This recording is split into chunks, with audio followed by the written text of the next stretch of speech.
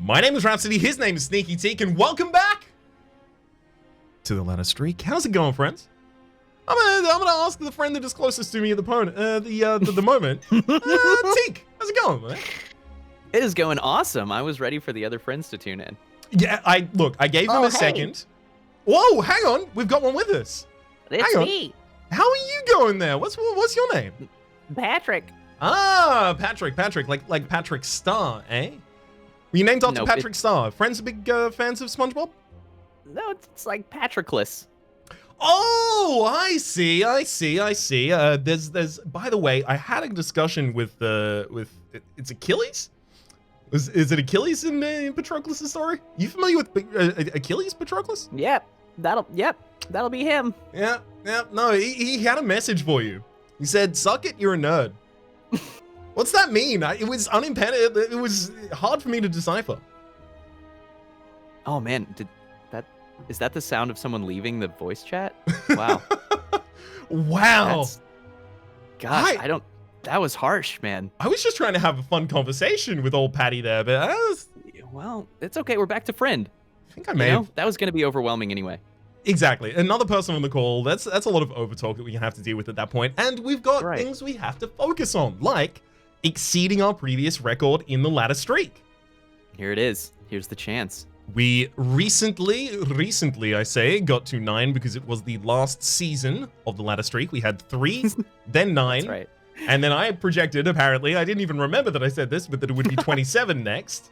That's right. We're tripling each time. So we are going to have to get Ascension Plus installed, but then also, let's go all the way down to Ascension -15. At the start of the game, kill the heart. It's a good modifier right there. Oh man, the negative ascensions. That is unexplored content right there. That's a great idea. I believe there is a mod that has -5 levels of Ascension to really kind of as effectively accessibility options.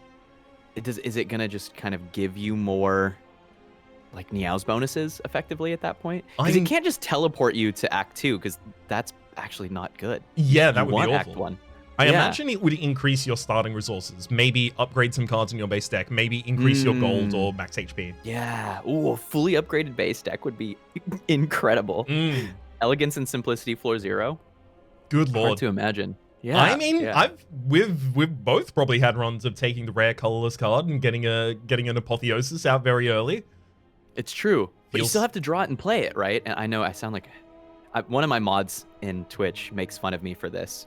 We'll be playing other games like Risk of Rain 2, and someone will say, I'll say that something is free value, and he'll say, well, you still have to draw it and play it, don't you, Teak? Yep. Because I've said that so many times about cards in Slay the Spire, but it's a real consideration. Any card that is in your deck has a cost. It has to be drawn and has to be played. That was one of the first things that I really found in Slay the Spire that I was using as like effectively tech to discuss with the audience at the time, was the idea of card cost and of deck cost and of energy cost, and all of those being different costs that you had to evaluate. Obviously, something is energy neutral if it generates the same amount of energy it used. Something is card neutral if it generates the same amount of cards that it used. Something is not deck neutral unless you have some way that you can overcome the impact it has being in your deck as a card that you have to draw and play. Right. And I don't know, what cards can you think of like that, right? Adrenaline? You know? Something like a card that becomes card neutral because of another effect, like a Dead Branch with a backstabbing opening hand. Right. Yeah, that's a good point. So relic combinations are what make most cards become pure value. Exactly. And even then, it's a card you have to play, which means there will be certain situations where it could have a downside. Like Time Eater is the classic case, right? Exactly. There are the relics, because they are always with you, are the largest axis of interaction for things like that. Relics are the best cards, I think. By the way, could not agree your more. cursor is in the perfect. It looks like it was perfect. It was kind of to the right more. It looked like Ironclad had one crystalline tier. It was it's kind of amazing how well the color pattern actually matches. Ironclad killed a guy in prison. You know this, right? Oh god. The armorer made a little Spire is a prison of resurrection. And So, we're going to have know, to see the Ironclad kill a fair few people over the course of this run. I think so. At least, hopefully. We are not going to go to the first room and just have the worst draws on the Jawworm and die. Not for Ironclad. We're clean. We're clean. I was telling Raps before we started that I'm very prepared and excited for this run because I recently had my longest ever Ironclad heart run, which was an over 3-hour run, including heart kill. Super intensive, so I feel like I'm warm. So how did the heart kill come together? Because you did mention to me off camera that it was a Nilry's Codex run, and that was the reason for the length. So I might go into more length of it once we get into this run a bit, but that is the thing that made it take so long, is that it was a very tanky deck that was not capable of scaling up enough damage in the deck. It didn't have the resources. Nilry's Codex had to make them, which made for some really difficult decisions every single turn, as I had to evaluate effectively a new deck every turn. Yeah. Just like Dead Branch, but with less click the cards, right? It's lots of times Dead Branch ends up, while it makes it slightly more complex, or Snecko, you just click the good cards that show up, and then that's kind of how you win, right? Imagine if Dead Branch gave you a choice of 3 every single time you exhausted a card. Yeah, yes. Wow, that would actually be pretty crazy. It would so be. What do you see here? So crazy. Act? I see an act that I do not like. There is scary, isn't it? No part of this I enjoy. All 2 elite paths have 1 rest on them, save this one that has 2 after both the elites.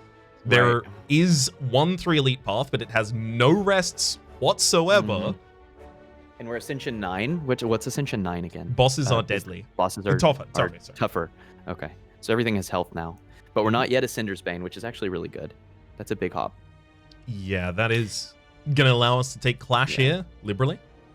So this is an interesting one, right? Because I think that the left path is arguably the safest. No early merchant other than right path. Problem with left path is, and it gives us a chance to take Empowered. Problem with left path is I am wondering, are we going to be strong enough? I actually really like that late merchant Act 1, especially for Ironclad at like Ascension 9, because Ironclad can pretty confidently take on elites. We're going to find the damage, right? As long as we look for it. If we take 4 fights in the beginning, it's so unlikely that we whiff on getting enough damage there. We've also got the upgrade if we just want to upgrade Bash and have a good time against everyone except for the Sentinels. Yeah. Well, actually, upgraded Bash has a very weird downside against Lagavulin, which is that it wakes them up. Oh, yes. Yeah, which is kind of a weird... It matters sometimes, but yeah, I think it's the fair first upgrade, right? Yeah. So this could potentially give us 2 elites, but it definitely leaves me feeling like, are we going to be strong enough? Because in Act 1, where you can take 4 fires and 3 elites, is so strong. You just take the lowest variance Niao bonus, and you're able to be set up. But in Act 1 like this, to where it's 2 fires, 1 elites, or 2 elites, 1 fire, and doesn't have an early merchant to secure that setup, we probably want to take an option that's going to make us strong. I agree, especially considering that these are both max HP options. We effectively. Although I do like max HP. That's a lot of block for Ironclad. If any character is excited to take a bunch of max HP in the beginning, it's Ironclad, and that might be something that lets us take like the 2 elites path. Oh, really? I was thinking specifically that we were going to be going towards choosing a card. Yeah. Or I mean, you can do boss swap here, but boss swap Ironclad is a new character. I actually don't think it's bad. I actually think that boss swap Ironclad is better than people realize. But it is a new character. It plays very differently. Unlike boss swapping on Defect, which is the same character, just without 1 lightning orb. It's specifically the fact that we're going for not just the 3 early easy fights, but also a later act fight. And then we've got the rest before 2 elites that I'm like, I think we need the anti-attrition of the Burning Blood. Yeah, it's so good, and it lets us potentially take that path. The sustained for potential double elites. I think that's our best path if we can take it. Is Empowered and then Standard. And so what gets us there? I mean, it's either choose a card or the 16. Yeah. Honestly, we might be able to weather the storm of this max HP. Max HP is really good for Clad. Really, really love it. I think with these 4 fights, we'll have time to find it. Although I will say, a big thing of the series that we've been doing together is me more valuing normal fight spaces. And I just hope that I'm not using some of my old rhetoric, my old logic, my old Like, oh, there's a couple question marks on this path. Maybe we don't really need to rely. Oh, there's anger. I love that. That's exactly the kind of thing we need, right? Damage saturation. Mm-hmm. Yeah. It's a really fair point too, because something that we've emphasized, because we have to, right? We were talking about this before the stream too. At a 95% win rate, if you just assume that you win a heart run of Slay the Spire 95% of the time, at every level, which is ridiculous, what is your percent chance of winning the whole run? Nice pick. Mm-hmm. And the answer is, assuming just flat 95% across all characters on all runs. Yeah, let's do Strike. I'm into it. Cool. The answer is a surprising 36%. Yes. 36% chance. And so you must minimize variance, especially in the lower Ascensions, because realistically, your Ascension 20 run is not a 95% win chance. It's just not, right? Mm-hmm. So yeah, if you want any reasonable chance of winning, then you have to minimize variance in the lower runs, and that makes for weird decision making. Mm-hmm. It's something that I think I don't know about it. What do you think? Do we ever take one more? One more anger, so either, right? Really? I mean, we have like a Twin Strike to carry the strength pot. I don't. That's an honest temptation, because it might be something that opens us up to the empowered elite. I think we're already open to the empowered elite with a single upgrade. You think so? Yeah, and anger carries strength pot pretty well here too. Yeah. Okay. I like to skip here, especially Guardian at the end. You know, we don't really want to dilute our already fairly diluted block. Definitely the case. It's a temptation to make some sacrifices against the core deck there. Are we abandoning our money? Oh, right. That is a good point. I usually focus down the Acid Slime and then try and just take out the Looter afterwards, which is not going to work with this deck, with this draw, especially without the bash early. We might be able to get there in time. This... Gosh, do we have to use a strength pot to do that, though? Yeah. If we do that, can we realistically take an empowered elite? It's kind of a weird position, isn't it? We've got... the number of turns we have left are variable here, right? Because Looter sometimes takes an extra turn. And we're about to get weakened. Strength.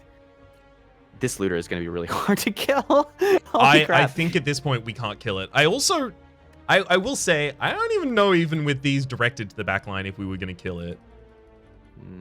How much would it have been? It's like we contributed 12 last turn, 12, 26. Sorry, I think 36. this money is fairly important, though, because I think the shop at the end of the act is a big deal. It might be worth here, actually, to blow a strength pot and find if the strength pot can get us the kill, and then to take the unempowered elite. That actually might be a reasonable line.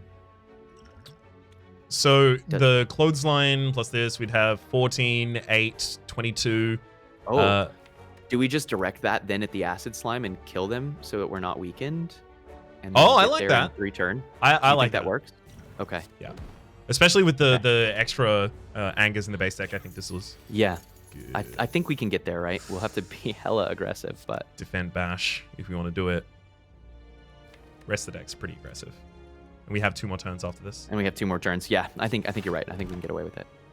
And I could have gotten away with it too. If it wasn't for you pesky looters.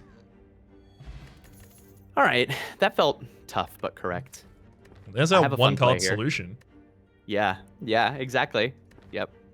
Is there anyone that we are scared of with this? Like, realistically, can we not go for the empowered elite if we upgrade the anger in the next space? Do you anger or bash?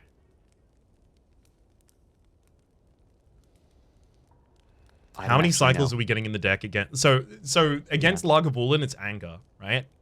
Against Sentinels, it's anger. Against the Gremlin Knob, it's bash. But the impact that the bash has in the Gremlin Knob fight is probably larger than the anger has in the Sentinel fight at the absolute least because of the extra draw. Yeah. And I do actually think that the bash ends up feeling like a strong upgrade for Lagavulin as well.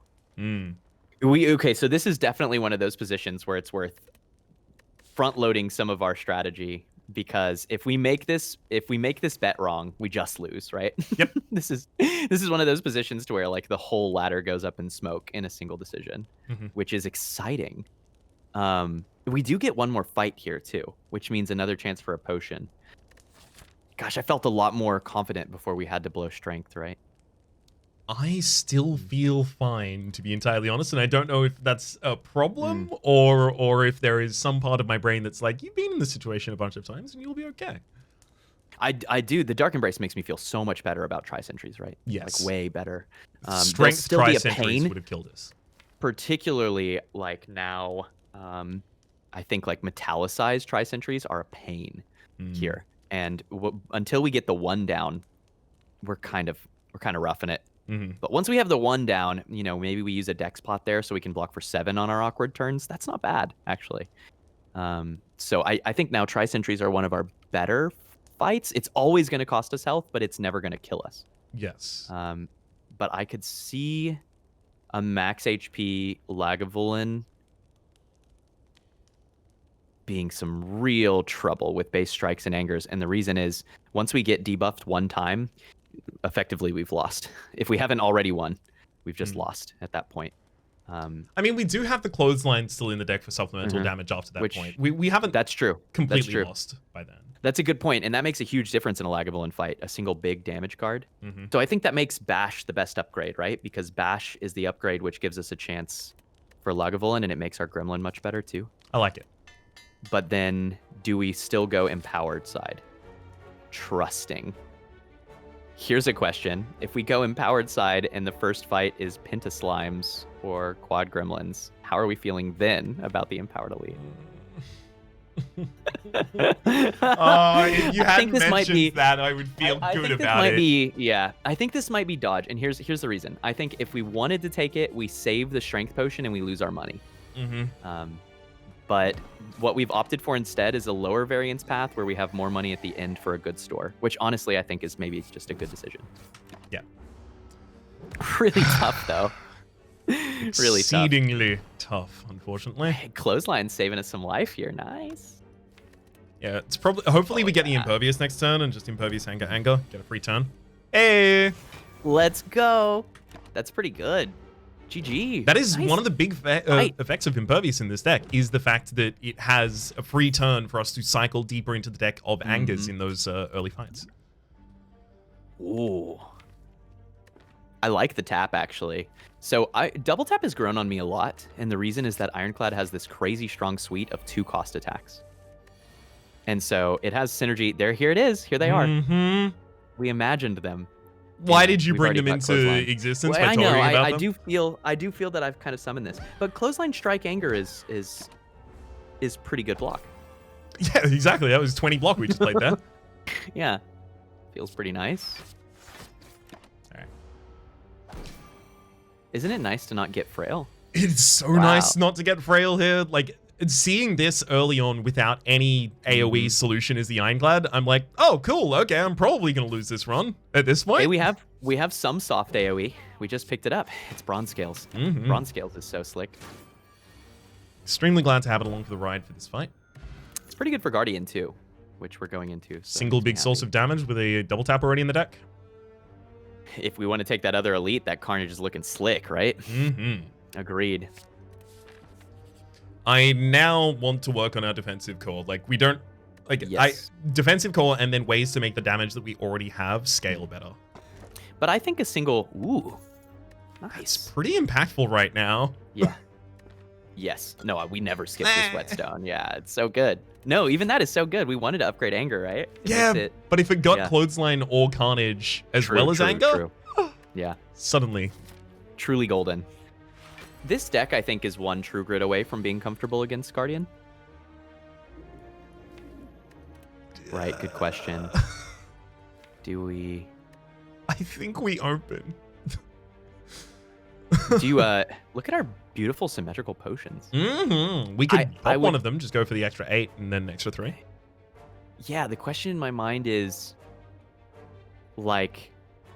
So we can Blessing of the Forge here and save both of the Dex potions if we think that's how we want to deal with Guardian. Or we can save Blessing of the Forge, and it makes us slightly better at damage against Guardian, and then we don't have to worry about counterpicking that at all. That plus Bronze Scales, and like we're there, I think. What are we using? Frankly, I think we're already there. So we're using the Blessing in the Forge in the Guardian fight on Carnage, right? On kind of whatever gives us, whatever gives us a good draw. Honestly, I think we might even let Carnage disappear in the Guardian fight so that we have a stronger core of block cards. Sure, but since Guardian is mostly a block check, right? Like, so are you then pitching that we are upgrading either Impervious or Dark Embrace? Because it's possible that the damage that you're talking about being Clothesline for the extra weaken on that, that might be something that we're upgrading anyway. Right, Clothesline and Defends would be the hits, which sounds kind of wild, right? But an upgraded core of Defends is slightly better than the Dex Potion if we were able to hit like 3 of them. Yeah, I kind of like Blessing here, don't you? I feel like that lets us be really aggressive, and we can... Do you open with Clothesline, though, in that case, actually? And just eschew the Carnage? I kind of like that. I will note, Clothesline usually saves you 5 HP against the Lurkerwold that is deadlier, right? They're doing 20 damage, they go down to 15. However, in one of the next 2 turns, we are playing Impervious. So that extra 5 damage is negated. So do we want to deal instead? Yeah, and keep Carnage and make it simple? Okay. Exactly. I agree. Like the damage on this goes to 14, so it's 14 versus... It's 14 extra damage. 28. Yeah, no, I think you're right. And like a Carnage plus means the next time we draw it, we've won. Yes. Hey. There it is, as promised. Oh, and we get Bash pretty much right on time, as we're no longer defending.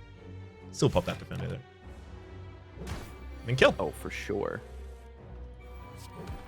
Hey, we found the way to take all of these elites as desired. And that's really good. Get him. Our health is kind of spooky. Because we are love hard, the Juzu. We are hard confirmed to some question marks. We have exactly enough life here to... Oh, no, wait. Oh, I'd love that pick. I actually like Power Through too, but I think this is Shrug. So Power Through also has the secondary impact of, like, we already have a Dark Embrace. We're already incentivized to take True Grit very heavily. So Power Through already kind of pairs a little bit with some of the stuff we're doing in the deck, but yeah, I kind of want the simple. If you can summon Medkit into this next store, then we should absolutely take Power Through. Unfortunately, yeah, my summoning abilities are a little low today. Yeah, they're a little exhausted. I have done a lot of summoning of cards recently. Did you do that on purpose? I had to. Your summoning abilities are exhausted? Look, I don't dictate these things. They just happen around me, right? Oh, man. Want to remove a strike? Funny. I think so. I think it's correct. The money is tempting here, right? That gets us to like a rare. Oh, boy. Okay, so hear me out. We are currently missing our defensive and utility cores. We are being offered the ability to have all of our defensive and utility pickups past this point, to a degree, upgraded. Or there is also an Orrery here. Orrery card cut. Yeah. They're both so good. I mean, intuition. I've hard whiffed on the Orrery so many times that I think I have like a little bit of a burr up against it. Yeah. Gosh, it's so good. 5 card rewards is like a ton of value. There have been so many times I've been offered nothing that I would even take, even with a liberally kind of like, I'm not going to small deck this run. Like, yeah. Maybe it just doesn't like me. That's fair.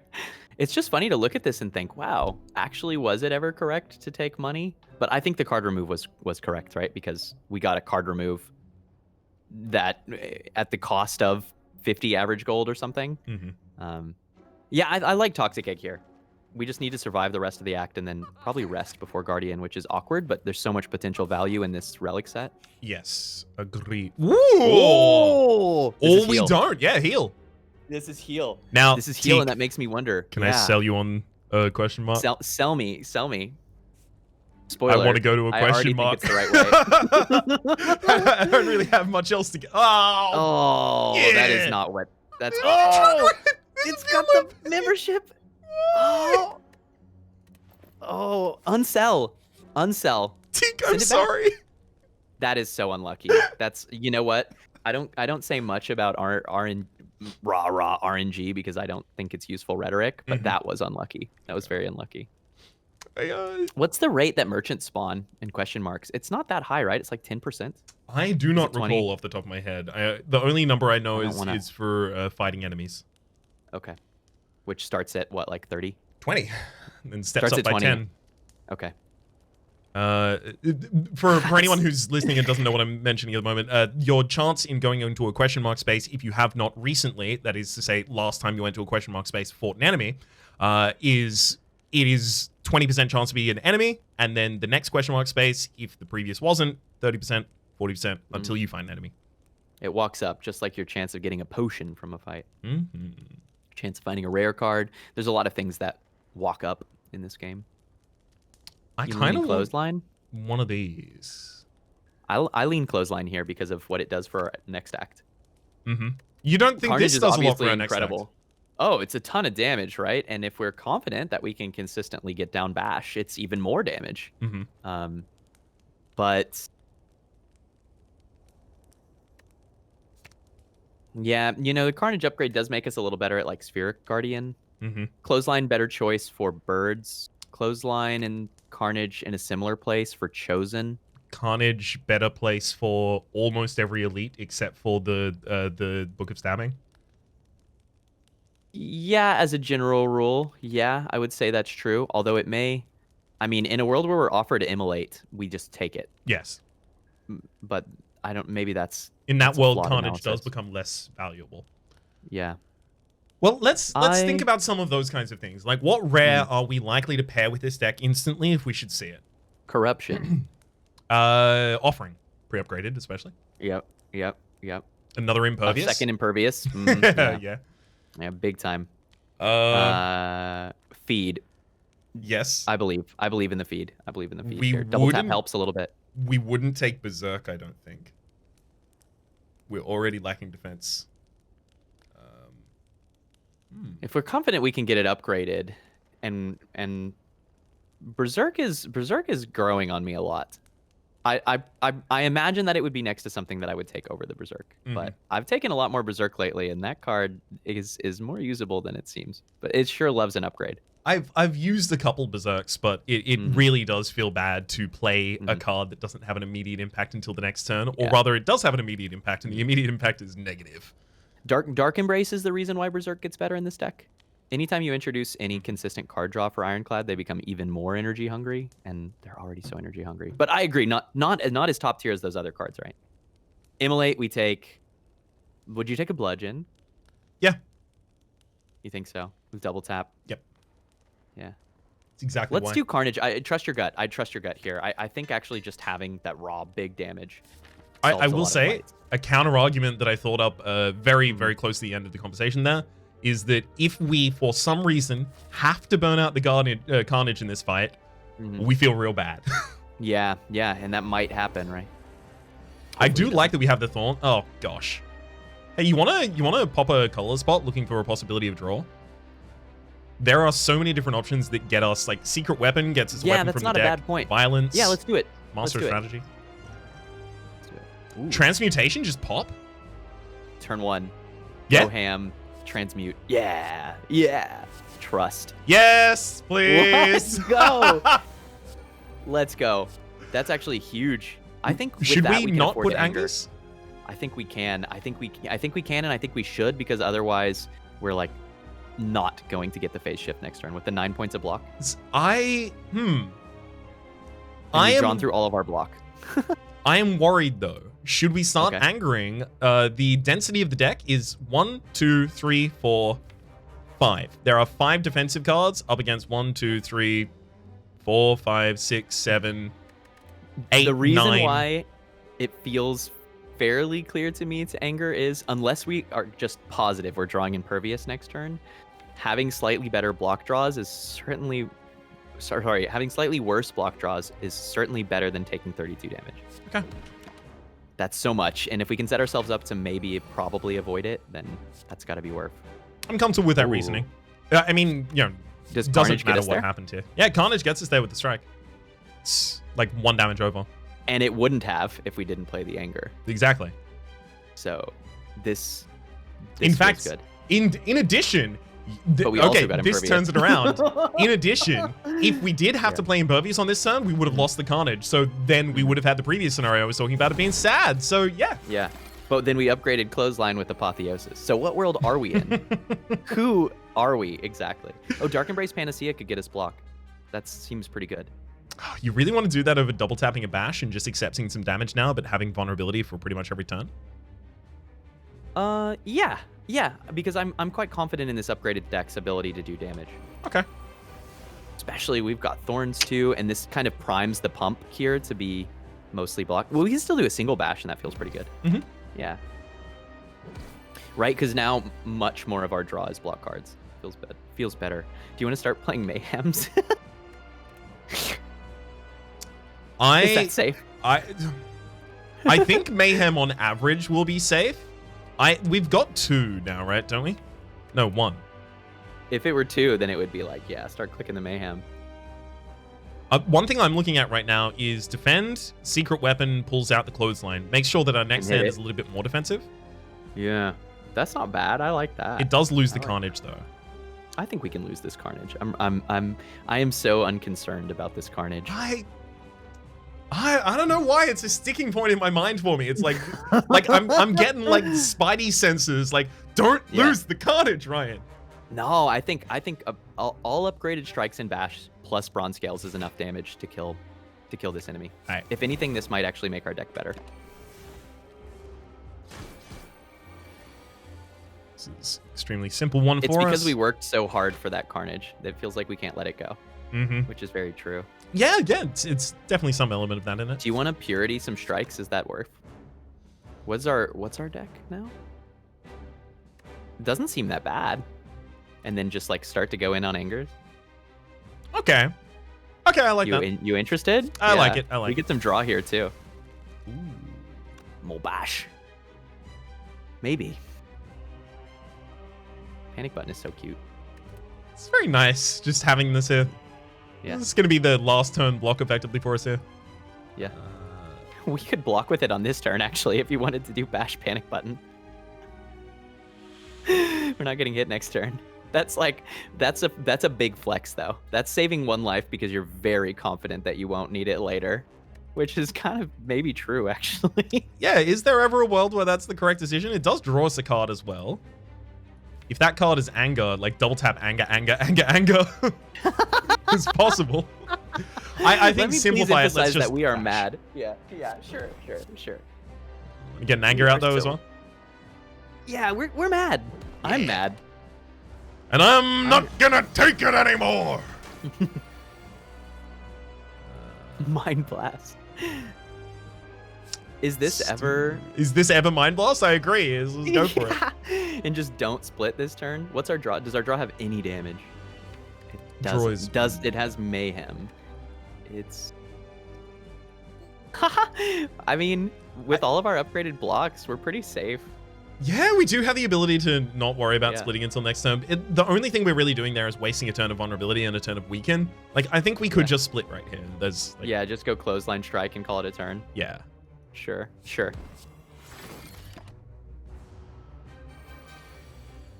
We're getting so angry. Instincts. Oh, block in hand. Ooh, good instincts and then double tap a clothesline, keep them weak forever, or just that defend in a clothesline. They're already weak forever. We don't need to double tap.